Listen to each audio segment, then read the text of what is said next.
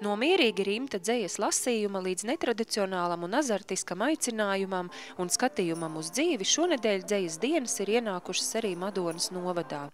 Līdzās vietējo dzejnieku krājumu atvēršanai un jau ierastām dzejas pēcpusdienām Madonas jaunieši pulcējās uz mazāk ierastu vidi un laiku dzejai, vēlā vakara stundā ielas malā pie ģimnāzijas. Es vismaz ceru, ka reakcija uz šo pasākumu būs laba un cilvēki vairāk sāks lasīt dzeju un iespējams arī paši sāks rakstīt dzeju, jo tas palīdz cilvēkus nomierināt no ikdienās darba rutīnas, jo kaut kādiem biznesmeņiem, viņiem arī ļoti labi būtu kādu vakaru vienreiz pasēdēt pie kādas kafijas krūzes un palasīt dzeju.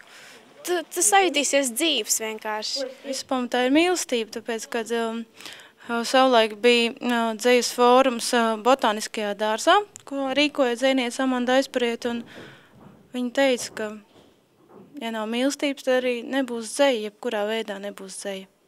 Dzejas dienu laikā arvien biežāk izskan jautājums, kā ieinteresēt jauniešus, kā pievērst dzejai un saklausīt to. Vai viens no veidiem ir dzejas pasauli uzrunāt uz ielas? Manuprāt, ka dzejai tieši ir jāiet pie jauniem cilvēkiem, un jauns cilvēks šobrīd 21. gadsimtā ir uzrunāt ļoti grūti, un tādēļ es meklēju veidu, kā viņus uzrunāt. Un, proti, tā ir ielu dzeja, tas ir runāt tekstu uz ielas, tur, kur parasti tekstu nerunā, un runāt tekstu citādāk. Neierasts pasākums apmeklētājos rosināja dažādas izjūtas, no sirsnīga atbalsta līdz neizpratnei un noraidījumam. Vienaldzīgo nebija. Kādi ir iespaidi? Tikpat virtuāli kā šī dzeja. Šī ir vienas daļas attieksme par pašreizējo situāciju, kāda ir mūsu valstī. Tātad arī šie cilvēki ir jāuzklausa.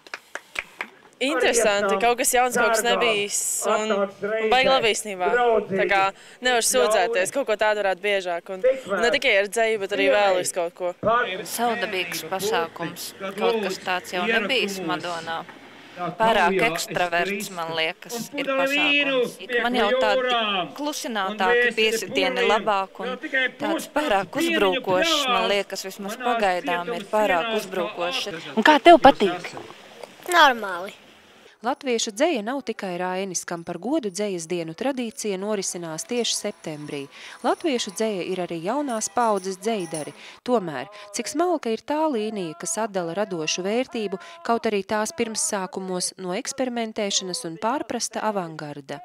Durvis ciet un cerību nav. Vienīgais, ko vari darīt, ir bļaut. Nekas, ka tev ir augst mājās māte raud, raustot panikā vīru. Negaidi rītu, kamēr tu cerot uz brīvību, gaidi brīnumu. No visām debesīm šai vienīgajā vietā mēs nokritām. Cik ātri sākas rīts. Tas tiešām ir tas, šī nakts, šī sajūta. Kādu mēs te pašlaik esam. Un, jā, es jūtu, ka jūs to nejūtat. Teiksim, apmēram tā. Jūs to nejūtat. Bet arī dzeja ir sabiedrības spogulis. Dzejas dienās vai ārpus tām. Katram ar savu vērtību mēru, izpratni par to, kas ir dzeja. Bet to, cik lielu spēku un izturību prasa dzejas dienas, Madonas jaunieši varēja pārliecināties, vērojot dzejnieku uzstāšanos provincē, Madonā.